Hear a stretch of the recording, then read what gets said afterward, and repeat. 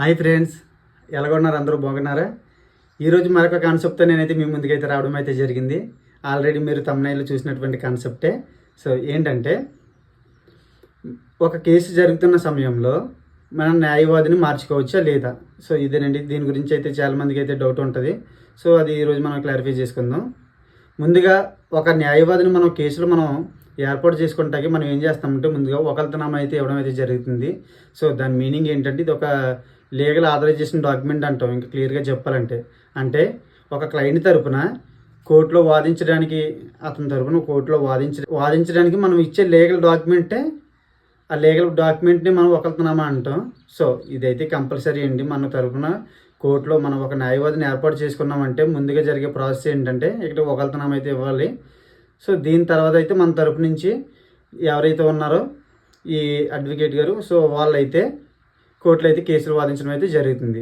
అయితే ఇప్పుడు మనకు వచ్చిన డౌట్ ఏంటి, మన సబ్జెక్ట్ ఏంటంటే, మన న్యాయవాదిని కేసు జరుగుతున్న సమయంలో మార్చుకోవచ్చా లేదా అనే దాని గురించి అయితే ఇప్పుడు మాట్లాడుకుందాం.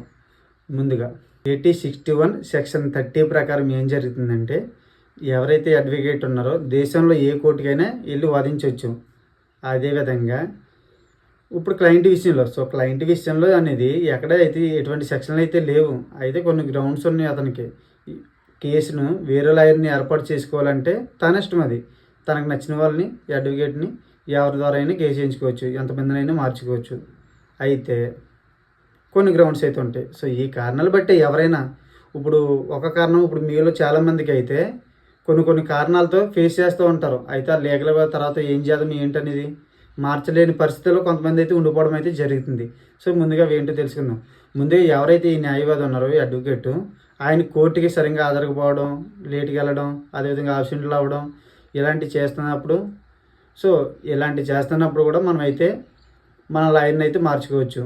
అదేవిధంగా కమ్యూనికేషన్ సరిగ్గా లేకపోవడం, సో మనకి ఎటువంటి అప్డేట్స్ అయితే ఇవ్వకుండా, మన కేసు గురించి అప్డేట్స్ ఇవ్వట్లేదు అనుకోండి, ప్రాపర్గా మనకి రెస్పాండ్ అవ్వట్లేదు. సో ఇలాంటి సందర్భాల్లో కూడా మనం అయితే కేసు నుంచి ఆయన తీసేసి వేరే ఒకరిని మనం అయితే కొత్తగా అయితే నియమించుకోవచ్చు. అదేవిధంగా లాంగ్వేజ్ ఇష్యూ. సో మీకు ఈ అడ్వకేట్తో మీకు భాష విధంలో అంటే మీరేమో ఒక భాష ఎక్స్పెక్ట్ చేస్తుంటే ఆయన ఇంకో భాషలో మాట్లాడుతున్నారు, అదే మీకేం అర్థం కావట్లేదు. సో అలాంటి సందర్భాల్లో కూడా అయితే మార్చుకోవచ్చు. అదేవిధంగా ఫీజు విషయంలో చాలామంది అయితే ఈ సందర్భాన్ని ఈ గ్రౌండ్ అయితే చాలామంది తీసుకుని అడ్వకేట్ని అయితే చేంజ్ చేయడం అయితే జరుగుతుంది. ఫీజు ఏంటి, ముందుగా మీరు కేసు మాట్లాడుతున్నప్పుడు ఒక ఫీజు చెప్తారు.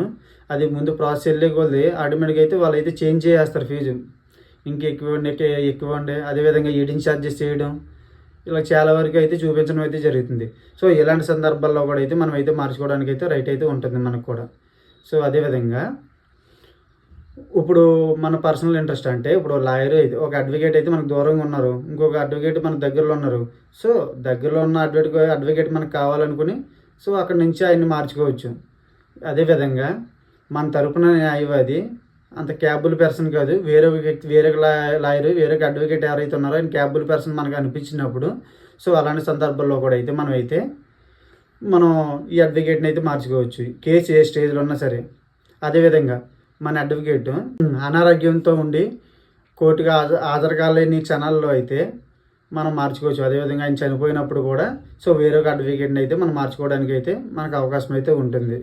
డ్రాఫ్టింగ్ అన్నీ సరిగ్గా లేదనుకో, అదేవిధంగా వాదనలు వినిపించేటప్పుడు బలం లేకపోవడం, అదేవిధంగా ఎవిడెన్స్ని హ్యాండిల్ చేయలేకపోవడం, ఇలాంటి సిచ్యువేషన్స్ ఉన్నప్పుడు కూడా మన ఆ టైంలో కూడా అయితే మన అడ్వకేట్ని అయితే మార్చుకోవచ్చు. సరే అండి, ఇంతవరకు మీరు బాగానే చెప్పారు, ఇలాంటి కారణాలు మేము ఫేస్ చేస్తున్నాం. అయితే దాని తర్వాత ఏం చేయాలి, ఎలా ప్రొసీడ్ అవ్వాలంటే దాని గురించి కూడా చెప్తాను.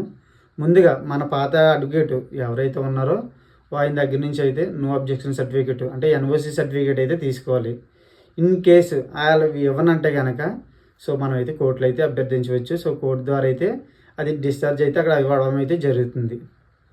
సో ఇదే విధంగా ఒక కేసు జరిగిందండి 2000 ఇయర్లో ఒక కేసు జరిగింది. సో ఆ కేసు గురించి కూడా ఒకసారి చూద్దాం. ఆర్డి సక్సేనా వర్సెస్ బలరాం శరం ప్రసాద్. సో ఈ కేసు అయితే 2000 అయితే జరిగింది. సో ఈ కేసులో అయితే క్లియర్గా అయితే కోర్టు అనేది తీర్పు అయితే ఇవ్వడం అయితే జరిగింది. క్లయింట్ కేసు ఏ సందర్భంలో నడుస్తున్నా సరే తన న్యాయవాదిని అయితే మార్చుకునే రైట్ అయితే ఉంటుందని ఆ రోజైతే కోర్టు అయితే క్లియర్గా అయితే చెప్పడం అయితే జరిగింది. సో ఇదండి, మీలో ఇప్పుడు నేను చెప్పిన ప్రాబ్లమ్స్లో చాలామంది అయితే ఇబ్బందులు పడుతూ ఉంటారు. చూసుకోండి, అంటే మీకు ఎవరైనా సరే కేసు గెలవాలని ఉంటారు. అదేవిధంగా కొన్ని సందర్భాలు ఏం చేస్తారంటే మన ఆపోజిట్ అడ్వకేట్తో డీలింగ్స్ చేయడం ఇలాంటివి చేస్తూ ఉంటారు. సో ఈ సందర్భాల్లో కూడా ఏంటంటే మీరైతే ఖచ్చితంగా అయితే మార్చుకోవడానికి అయితే అవకాశం అయితే ఉంటుంది. అయితే ఈ అడ్వకేట్ కూడా మళ్ళీ మార్చేటప్పుడు కూడా ఏంటంటే సేమ్ ప్రొసీజర్ అయితే అదేనండి. కొత్తగా అయితే ఒకళ్ళతో మనం అయితే సమర్పించాల్సి ఉంటుంది. ఆయన పేరు మీద మనం డీటెయిల్స్ అన్నీ రాసి, సో తర్వాత ఆ కేసులో ఆ తర్వాత నుంచి ఇది మన తరపున అయితే కోర్టులో వాదన నిర్మించడానికి అయితే మనం ఒక లీగల్ డాక్యుమెంట్ అయితే ఇవ్వడం అయితే జరుగుతుంది. సో మన తరపున ఆ కొత్త అడ్వకేట్ అయితే మన తరపున అయితే కేసుని అయితే వాదిస్తారు. ఇదేనండి కాన్సెప్ట్. సో ఒకవేళ ఈ కాన్సెప్ట్లో కనుక మీకు ఎటువంటి డౌట్లు ఉన్నా, ఎలాంటి ప్రాబ్లమ్స్ మీరు ఎవరైనా ఫేస్ చేస్తున్నా సరే ఒకసారి అయితే నాకైతే కాంటాక్ట్ చేయండి. నేనైతే మీకు ఇంకా లీగల్గా చెప్తాను ఇంకా ప్రొసీజర్లో. అంటే కొంతమంది అయితే ఇక్కడ ఆగిపోతారు, ఏంటి తర్వాత ఏం చేస్తారు, ఒకవేళ వెళ్ళి వాళ్ళతో పాటు లేకపోతే ఆపోజిట్ పార్టీ వాళ్ళతో చెప్పి మన సీక్రెట్ అని బయట పెట్టేస్తారా ఏంటి, ఇవన్నీ కూడా మీకు ఒక సందేహాలు ఉంటాయి. సో అలాంటివి ఏం పడకండి. మీకు ఏమైనా డౌట్ ఉంటే కనుక నాకు కాంటాక్ట్ చేయండి. సో నా నెంబర్ అయితే డిస్ప్లే మీద అయితే స్క్రోల్ చేయడం అయితే జరుగుతుంది. ఇలాంటి కంటెంట్లు మీకు కావాలనుకుంటే నా ఛానల్ అయితే సబ్స్క్రైబ్ చేయండి. అదేవిధంగా వీడియో నచ్చితే లైక్ చేయండి. Thank you so much.